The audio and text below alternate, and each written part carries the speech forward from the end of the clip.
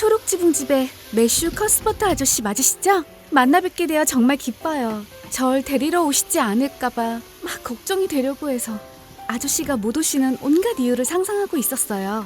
아저씨가 오늘 밤까지 절 데리러 오시지 않으면 커다란 벚나무가 있는 모퉁이까지 기찻길을 따라 내려갈 생각이었어요. 그 나무에 올라가서 밤을 보내려고 마음먹었거든요. 전 하나도 무섭지 않아요. 하얀 벚꽃과 활짝 핀 나무 위에서 달빛을 받으며 잔다니 굉장히 멋질 것 같지 않으세요? 대리석으로 된 넓은 방에 있다고 상상할 수도 있고요. 그리고 아저씨가 오늘 밤에 못 오셔도 내일 아침에는 꼭 오실 거라고 생각했거든요. 매슈는 앙상한 작은 손을 어색하게 맞잡았다. 그러면서 어떻게 할지 마음을 굳혔다. 눈을 반짝반짝 빛내는 이 아이에게 차마 착오가 있었다고 말할 수는 없었다. 일단 집으로 데려가서 마릴라에게 말하게 할 작정이었다. 무슨 착오가 있었든지 여자아이를 브라이트 리버 역에 혼자 남겨둘 수는 없었다. 궁금한 점을 물어보거나 설명을 듣는 일은 초록지붕집에 무사히 돌아간 다음에 하는 게 나을 것 같았다. 아이는 손을 뻗어 마차 옆을 스치는 야생 자두나무 가지 하나를 꺾었다. 아름답죠? 비탈에서 옆으로 뻗은 저 나무 말이에요. 온통 하얗게 레이스를 단 듯한 저 나무를 보면 뭐가 생각나세요? 글쎄다, 잘 모르겠구나. 왜요? 신부 같잖아요. 예쁜 안개 면사포를 쓰고 새하얀 드레스를 입은 신부요. 한 번도 본 적은 없지만 그 모습이 어떨지 상상은 할 수 있어요. 제가 신부가 될 거라는 기대는 안 해요. 너무 못생겨서 저랑 결혼하겠다는 사람이 없을 거예요. 다른 나라에서 온 선교사라면 또 모를까요? 외국인 선교사라면 그렇게 까다롭지 않을 것 같아요. 하지만 언젠가는 저도 꼭 하얀 드레스를 입고 싶어요. 그게 제가 이 세상에서 꿈꾸는 가장 큰 행복이에요. 전 예쁜 옷이 정말 좋거든요. 태어나서 예쁜 옷을 입어본 기억이 한 번도 없어요. 어쩌면 그래서 더 입고 싶은 게 아닐까요? 전 제가 눈부시게 차려입은 모습을 상상해보곤 해요. 오늘 아침에 고아원을 나올 때 너무 창피했어요. 이 볼품없는 원피스밖에 입을 옷이 없어서요. 고아원에서는 다 이런 옷들 뿐이에요. 지난 겨울 호스턴의 어떤 상인이 혼방 옷감을 300만화 고아원에 기부했거든요.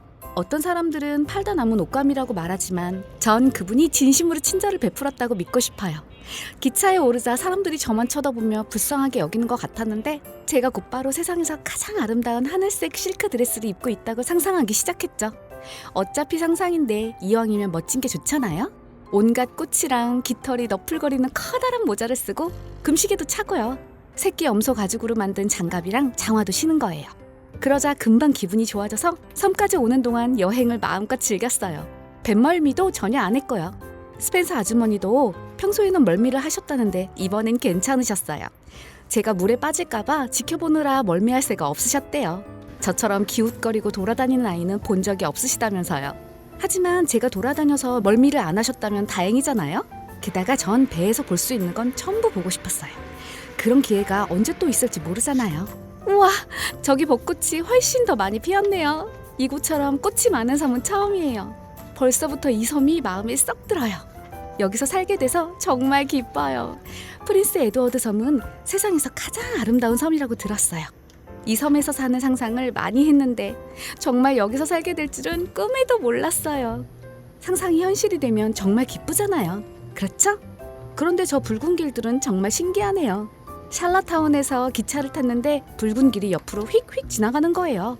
그래서 스펜서 아주머니께 길이 왜 붉은색이냐고 물었더니 아주머니도 모르신다면서 제발 그만 좀 물어보라고 하시더라고요. 제가 질문을 1000번도 더 했다면서요. 제가 그런 것 같긴 하지만 물어보지 않으면 모르는 걸 어떻게 알아요? 그런데 저 길은 왜 붉은 거예요? 글쎄다, 모르겠구나. 저것도 언젠간 꼭 알아낼 거예요. 앞으로 알아야 할 온갖 것을 생각하면 신나지 않으세요? 그럼 살아있다는 게 정말 즐겁게 느껴지거든요. 세상에는 흥미로운 일이 가득하잖아요. 만약 우리가 모르는 게 없이 다 알고 있다면 재미가 반으로 뚝 줄어버릴 거예요. 그렇게 생각하지 않으세요? 상상할 여지가 없잖아요. 근데 제가 말이 너무 많나요? 사람들이 항상 제게 그러거든요. 조용히 하고 있을까요? 그러라시면 그럴게요. 마음만 먹으면 말을 안 할 수 있어요. 힘들긴 하지만요. 매슈는 자신도 놀랄 만큼 즐거워하고 있었다. 아, 커스버터 아저씨! 지금 지나온 곳 말이에요. 그 하얀 길. 그게 뭐예요? 매슈는 잠시 곰곰이 생각하다 대답했다. 글쎄다, 가로수길을 말하는 게로구나. 예쁜 길이지. 예쁘다고요? 예쁘다는 말로는 모자라요. 아름답다는 말도요. 그런 말로는 한참 부족해요. 아, 황홀하다. 황홀하다는 말이 좋겠어요. 여태껏 제가 뭔가를 보고 더 멋지게 상상할 수 없었던 건 그 길이 처음이에요. 여기가 가득 찬 느낌이었어요. 아이는 한 손을 가슴에 얹었다. 여기가 좀 이상하게 아팠는데 기분 좋게 아픈 거였어요. 아저씨도 기분 좋게 아팠던 적이 있나요? 글쎄다, 기억이 나지 않는구나. 전 그런 적이 많아요. 굉장히 아름다운 걸 볼 때마다 그러거든요. 그런데 저렇게 예쁜 길을 가로수길이라고 부르면 안 될 것 같아요. 그런 이름에는 아무런 의미도 없잖아요. 저 길의 이름은 그러니까 기쁨의 하얀 길이 어울려요. 이게 더 상상력이 들어간 멋진 이름 같지 않으세요? 전 어떤 사람이나 장소의 이름이 마음에 들지 않으면 늘 새로운 이름을 상상해서 붙여요. 고아원에 헵지바 젠킨스라는 여자아이가 있었는데 전 그의 이름을 로잘리아 드비어라고 상상했어요. 다른 사람들은 가로수길이라고 불러도 저는 꼭 기쁨의 하얀 길이라고 부를래요. 정말로 집까지 1.5km밖에 안 남았어요? 기쁘기도 하지만 아쉬워요. 이 길을 오는 동안 정말 즐거웠거든요. 즐거운 일이 끝나는 건 언제나 아쉬워요. 더 즐거운 일이 일어날 수도 있지만 그럴 거라는 보장이 없잖아요. 그리고 사실 더 즐겁지 않을 때가 많고요. 어쨌든 저는 그랬어요. 그래도 집이 가까워진다고 생각하면 기뻐요. 지금까지 전 진짜 집에 살았던 적이 없거든요. 진짜 집에 가까워진다는 생각만으로도 기분 좋은 통증이 느껴져요. 우와, 저거 예쁘지 않아요? 마차가 언덕길을 올라가 모퉁이를 돌 때 매슈가 말했다. 이제 집에 거의 다 왔단다. 초록지붕 집은 저쪽. 말하지 마세요. 아이가 허겁지겁 말을 막으며 매슈가 들어올리던 팔을 붙잡고는 가리키는 곳을 보지 않으려는 듯 눈까지 질끈 감았다.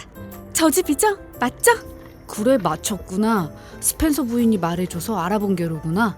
아니에요. 아주머니가 설명해 주신 게 아니에요. 정말이에요. 아주머니는 어느 집에나 다 해당하는 얘기들만 해주셨어요. 초록지붕 집이 어떻게 생겼는지 전혀 몰랐어요. 그런데 보자마자 저기가 우리 집이란 생각이 들어요. 아, 꿈꾸는 것 같아요. 있잖아요. 지금 제 팔꿈치부터 그 위로 온통 멍투성이일 거예요. 오늘 제가 몇 번이나 꼬집었는지 모르겠어요. 소름 끼칠 정도로 자꾸 끔찍한 기분이 들고 전부 다 꿈일까봐 불안했어요. 그럴 때마다 이게 꿈인지 아닌지 보려고 팔을 꼬집었거든요. 그러다 문득 이게 꿈이라면 깨지 말고 되도록 오래 꾸는 게 나을 것 같아서 그만뒀죠. 하지만 꿈이 아니라 진짜였어요. 이제 집에 거의 다 왔네요. 우리 과수원에 빨간 사과 따러 가자, 다이애나. 마릴라 아주머니가 나무에 남은 사과는 다 따먹어도 된다고 하셨어. 아주머니는 정말 너그러우셔. 차를 마실 땐 과일 케이크하고 체리잼도 같이 먹으라고 하셨다니까. 하지만 손님에게 어떤 음식을 내겠다고 미리 말하는 건 예의가 아니니까. 아주머니가 마셔도 좋다고 하신 음료가 뭔지는 안 알려줄 거야. 산자로 시작하고 밝은 빨간색이라는 것만 가르쳐줄게. 밝은 빨간색 음료는 정말 먹음직스럽지 않니? 다른 색보다 2배는 더 맛있어. 애는 주스병을 쟁반에 받쳐 큰 컵과 함께 식탁에 놓고는 예의를 차리며 말했다. 자, 많이 드세요, 다이애나. 전 지금은 못 마실 것 같아요. 사과를 많이 먹어서 그런지 마시고 싶은 마음이 없네요. 다이애나는 큰 컵 가득 주스를 따른 뒤 밝은 빨간색 음료를 감탄스럽게 쳐다보고는 우아하게 한 모금 마셨다. 앤, 정말 맛있는 산딸기 주스예요. 산딸기 주스가 이렇게 맛있는 줄 몰랐어요. 맛있다니 다행이에요. 마음껏 드세요. 전 나가서 불을 살펴봐야 해요. 살림을 하면 정말 할 일이 많답니다. 그렇지 않나요? 앤이 부엌에서 돌아왔을 때 다이애나는 컵을 가득 채운 주스를 2잔째 마시고 있었다. 앤이 더 마시라고 하자 다이애나도 사양하지 않고 3잔째 주스를 마셨다. 한 컵 가득 따른 양이 제법 많았는데 산딸기 주스가 확실히 맛있는 모양이었다. 내가 마셔본 것 중에 최고야. 린드 아주머니가 아무리 자랑스레 말씀하셔도 아주머니네 주스보다 이게 훨씬 더 맛있어. 맛이 전혀 달라. 앤이 당연하다는 듯이 말했다. 마릴라 아주머니가 만든 산딸기 주스가 린드 아주머니가 만든 것보다 훨씬 더 맛있다니까. 다이애나, 너 왜 그래? 다이애나가 비틀비틀하며 일어섰다. 그러고는 다시 자리에 앉아 2 손으로 머리를 감싸며 잠긴 목소리로 말했다. 나 속이 너무 안 좋아. 집에 가야겠어. 다이애나를 취하게 하다니. 앤, 네가 정신이 나간 거니? 베리 부인이 이상한 거니? 도대체 다이애나한테 뭘 준 게야? 산딸기 주스밖에 안 줬어요. 전 산딸기 주스가 사람을 취하게 하는 줄 정말 몰랐어요, 아주머니. 다이애나가 큰 컵으로 3잔 가득 마시긴 했는데 마치 토마스 아저씨 같았어요. 하지만 전 다이애나를 취하게 하려던 게 아니었단 말이에요. 앤이 흐느껴 울었다. 취하다니 말도 안 돼. 마릴라가 거실 벽장으로 걸어갔다. 그런데 선반에 3년쯤 전에 마릴라가 직접 담근 포도주병이 있었다. 에이번리에서는 마릴라는 포도주를 잘 담그기로 유명했는데 베리 부인처럼 종교적으로 엄격한 몇몇 사람들은 집에서 포도주 담그는 것을 강력하게 반대했다.